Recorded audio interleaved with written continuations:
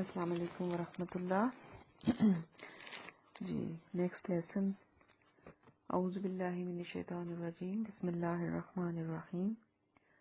رب اشرح لی صدری ویسر لی امری واحلل عقدۃ من لسانی یفقہوا قولی. نیکسٹ لیسن ہے جی آیت نمبر 72 اینڈ 73. 72 اینڈ 73 قرآن پاک کھول کے آپ لکھنا شروع کریں. وا اور از جب.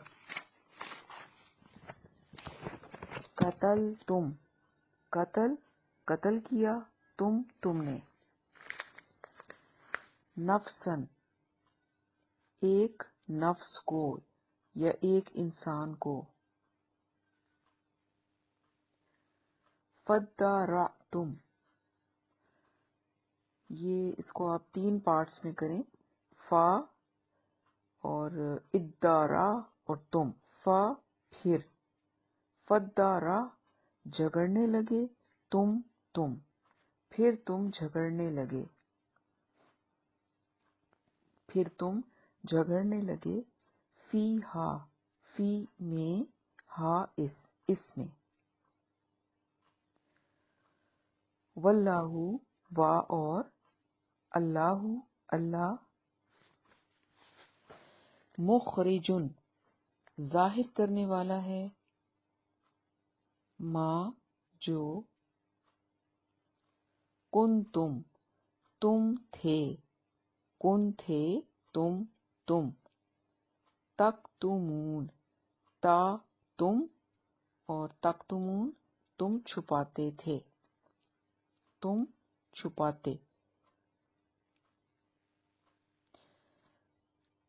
فقلنا پھر اس کے 3 پارٹس ہیں. پھر، کل کہا اور نا ہم نے. پھر کہا ہم نے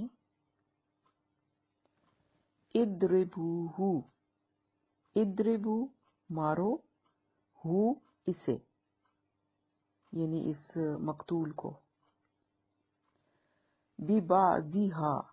ببعضی کچھ حصہ، ہا اس گائے کا. یہ بریکٹ میں لکھ لیں پھر آپ کو سمجھ نہیں آئے گی.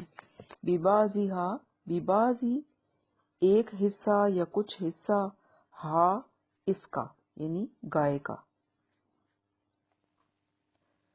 کذالک اسی طرح. کذالک کا مطلب پورا ورڈ ایک ہی ہے اور اس کا مطلب یہی ہوگا اسی طرح. یحیی وہ زندہ کرے گا. یا جو ہے یہ وہ کے لیے ہے اور یحیی یہ حیات سے نکلا ہے. وہ زندہ کرے گا اللہ الموتى مردے کو. وا اور یریکم یہ یا وہ کے لیے ہے. وہ دکھاتا ہے، یری وہ دکھاتا ہے، کم تمہیں اور وہ دکھاتا ہے تمہیں. آیاتہ نشانیاں. آیت کہتے ہیں نشانی کو. نشانی ہی اپنی نشانیاں. لعلکم لعل تاکہ تم تعقلون تم عقل سے کام لو. تا تم کے لیے ہے، تم عقل سے کام لو. اور یہ جو لعل ہے یہ آپ پہلے بھی پڑھ چکے ہیں. اس کے 2 میننگز ہوتے ہیں، تاکہ اور شاید. اور یہ دونوں میننگز میں سے کوئی سا بھی ایک میننگ ہم لگاتے ہیں جو بھی آیت میں صحیح مناسب لگتا ہے. تو لیکن آپ لکھ لیں لعل کا میننگ 2 ہوتے ہیں، تاکہ اور شاید. یہاں پر تاکہ ہوگا. لعلکم تاکہ تم، تعقلون عقل سے کام لو یا غور کرو. اچھا، اب اس کی تھوڑی سی ڈیٹیل کر لیتے ہیں تاکہ آپ کو ان کی آیات کی سمجھ آ جائے۔ ہاں، میں نے آپ کو پہلے بتایا تھا یہ پورا واقعہ، کچھ نہ کچھ میں نے آپ کو سنایا تھا، اگر آپ کو یاد ہو تو۔ گائے کا تو ہمارا پیچھے وہ ختم ہو گیا کہ کس طریقے سے انہوں نے گائے ذبح کی، فائنلی اتنی زیادہ حجتوں کے بعد انہوں نے وہ ذبح کر دی۔ اب یہ کہ وہ ذبح کرنے کا مقصد کیا تھا، اب آگے بتایا جا رہا ہے کہ جب یہ بنی اسرائیل کو مخاطب کر کے اللہ تعالیٰ فرما رہے ہیں کہ جب تم نے ایک آدمی کو قتل کیا، ہوا یہ تھا کہ کوئی جھگڑا تھا۔ مفسرین نے مختلف اس میں باتیں لکھی ہیں۔ کچھ مفسرین کہتے ہیں کہ بنی اسرائیل میں کوئی آدمی تھا اور اس کی بیٹی اور اس کے بھتیجا جو تھا وہ اس کی بیٹی سے شادی کرنا چاہتا تھا اور وہ مانتا نہیں تھا، تو اس بھتیجے نے اپنے چچا کو قتل کر دیا اور قتل کر کے چچا کی لاش جو تھی وہ کسی اور کے گھر کے سامنے پھینک دی تاکہ اس کے اوپر شک نہ جائے، اور پھر اس نے وہ جس گھر کے سامنے پھینکی وہ الزام ان پہ لگا دیا اور ان کو ساتھ یہ بھی کہا کہ بھئی تم ہمارے چچا کی دیت بھی دو کہ تم نے ان کو مارا ہے۔ تو اسی طرح سے کچھ مختلف باتیں روایات میں آتی ہیں کہ وہ، بہرحال اس سے ہمیں کچھ اتنا زیادہ لینا دینا نہیں ہے، ہم اسی چیز کو فوکس کریں گے جتنا کہ قرآن نے ہمیں بتایا ہے۔ تو قرآن میں یہی ہے کہ وہ ایک آدمی مارا گیا اور اس کے اوپر جھگڑا مچ گیا، اس کا قاتل نہیں مل رہا تھا کہ کون ہے۔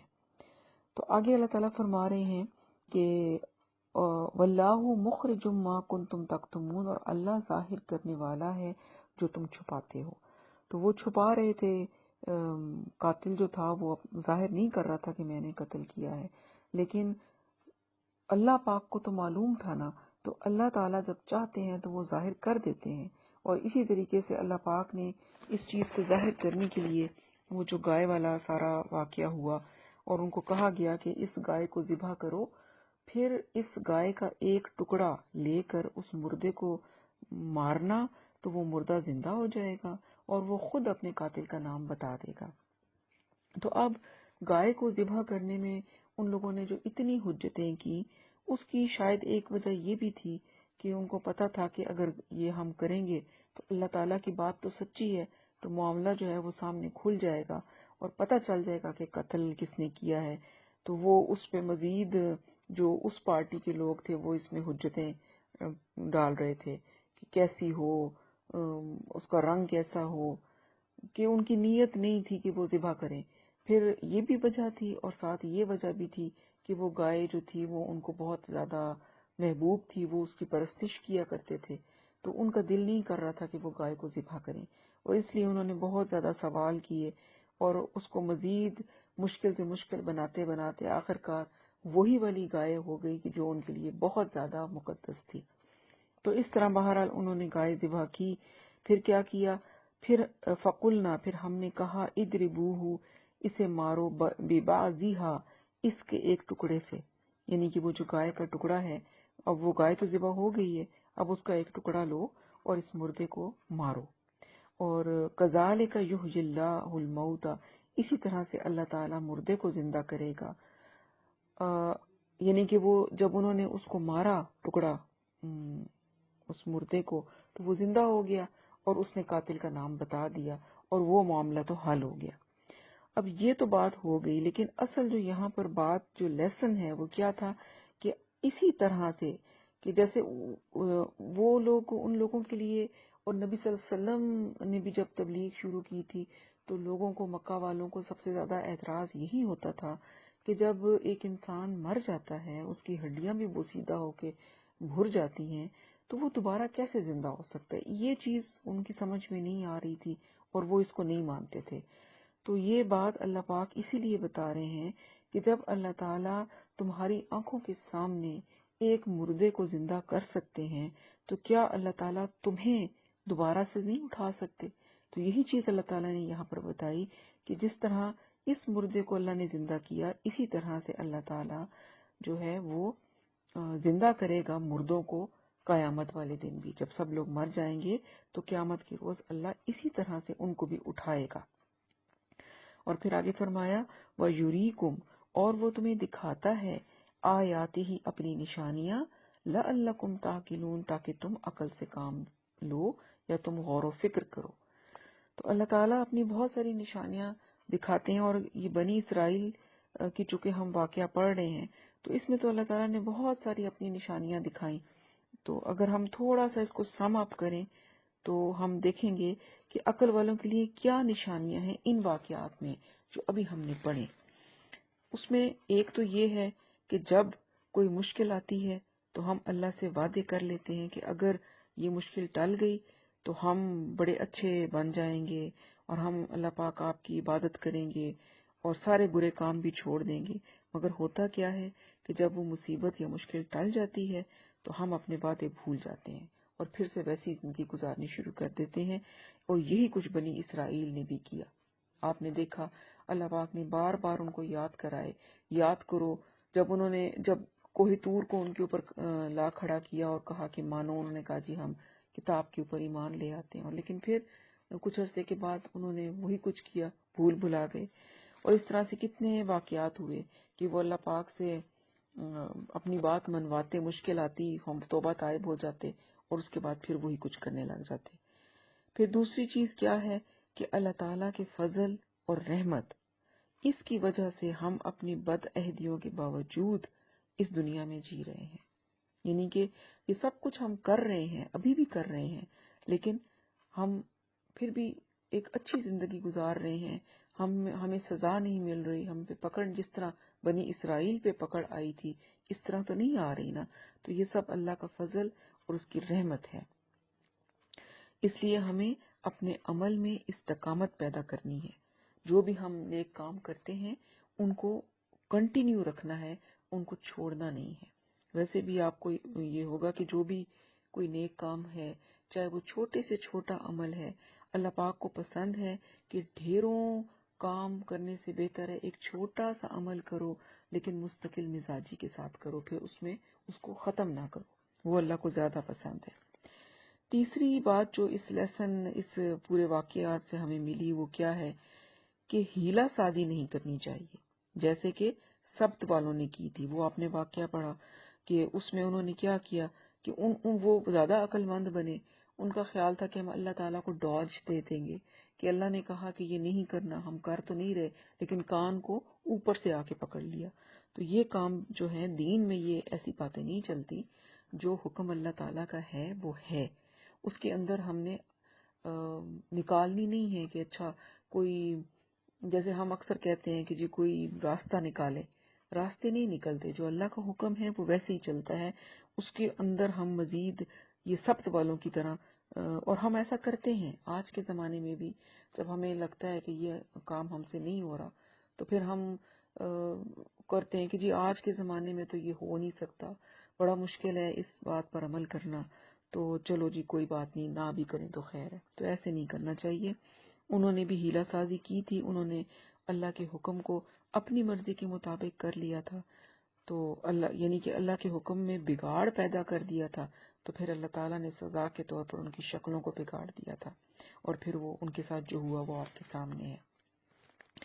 اسی طرح سے جو گائے کا واقعہ ہے، اس میں بھی بنی اسرائیل نے بڑی بیکار قسم کی بحث کر کے، جب انہوں نے یہ بیکار بحثیں کی تو انہوں نے کیا کیا، اپنے لیے مزید مشکلات پیدا کر لیں۔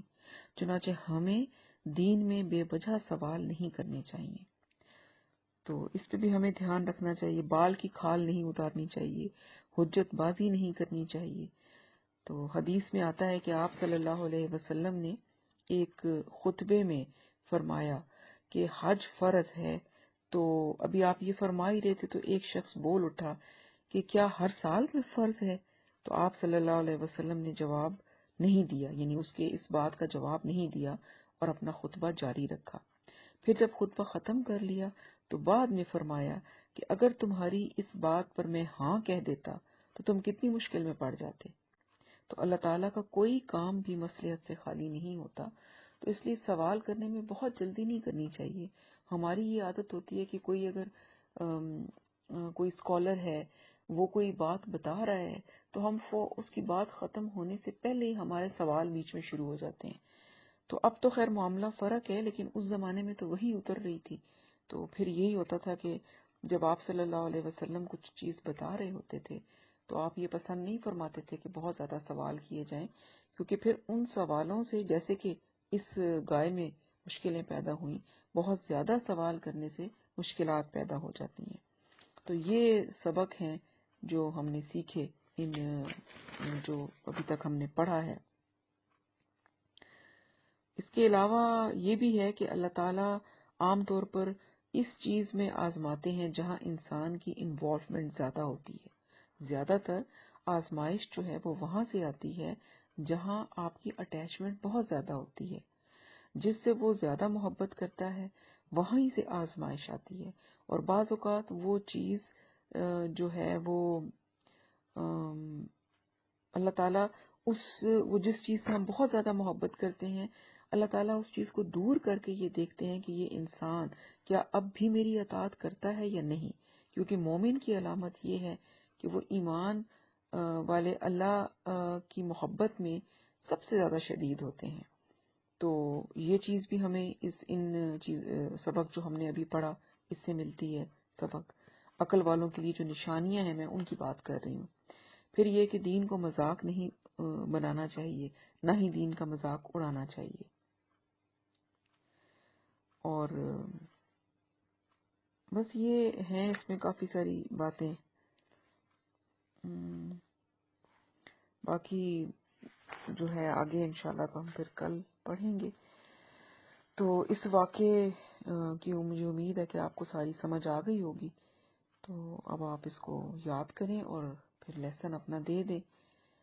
تو اچھا ہاں، وہ جو میں نے آپ کو کلپ بھیجا تھا اس کو آپ لوگوں نے سب نے سنا ہے؟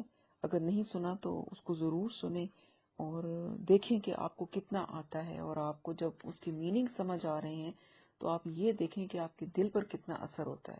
وہی آیتیں جب ہم بغیر میننگ کے سنتے تھے تو ہم